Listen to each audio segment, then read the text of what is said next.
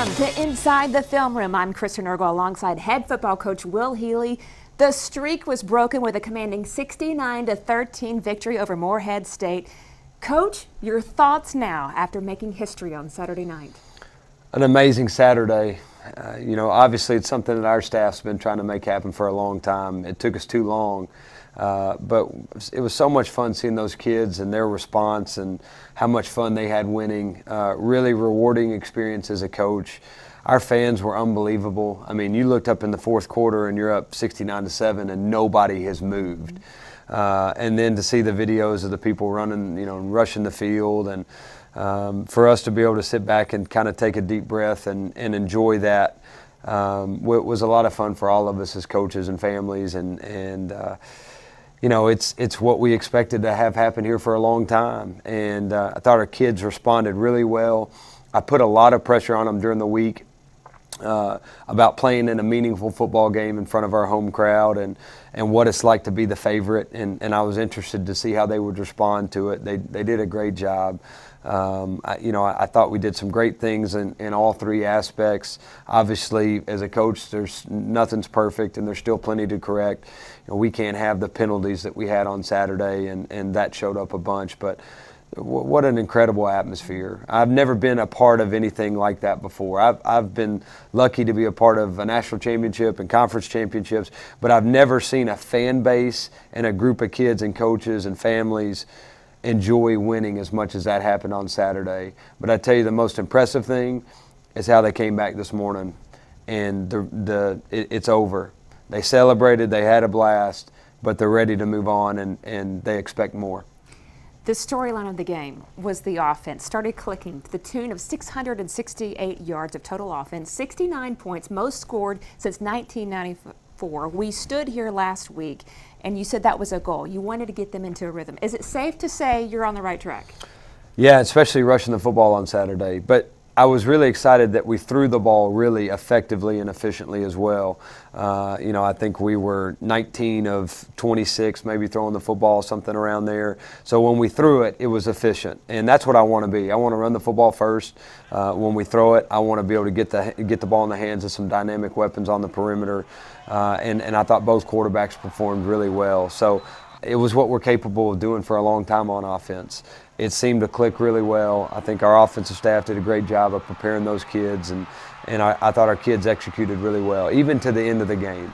I never felt like it got sloppy, that was important to me, especially at halftime, that we came out and finished the deal. And until I called the dogs off late in the fourth quarter, I thought we executed really, really well. There was a player that didn't even play the second half. It's because he had 203 yards rushing in just 2 quarters. Talk about Kentel and the stable of running backs that scored 10 rushing touchdowns. That running back room is really deep. We got good. We have 4 that I think are really, really talented, and I thought all 4 of them did great things on Saturday. Obviously, Kentel had the biggest home run hits.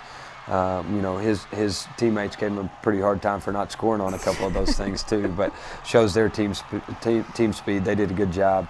But I thought all 4 of them did some really good things, put some things on film. Think Ahmad Tanner's continuing to impress. Glad to see Trey Nation take the next step. I think he's got a chance to be really good.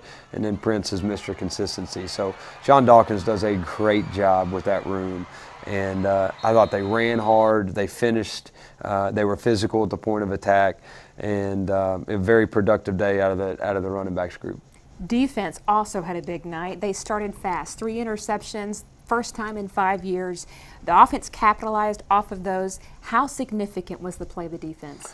Well, to me, the pick on the first drive was huge. We had to start fast, and again, our defense has been really good and solid all year long. I expect them to be that way, continuing moving forward. But they helped us get off to a great start, and then thought we rushed the passer a lot better. You still go back and you gave up a couple big plays that we feel like we could get guys on the ground. Basically 160 out of their 340 yards were plays, as you go back and look at it, that we should have had them down for 10, 15-yard gains. We've got to eliminate those 2 plays because it was 2 plays the week before that cost us as well.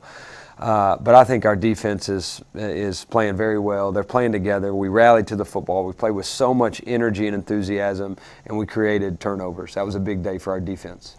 Veterans like Jeremiah Mitchell, Gunnar Schlotto, both those had 8 tackles. 29 players had at least 1 tackle. You have a new starter, Nate Howard. Talk about how some of these guys, old faces, new faces in the room, coming together and executing that defensive scheme. Well, I've said for a long time, the most exciting thing to me on defense is that I think we have a chance to be that much better at the end of the year, even than we were at the beginning.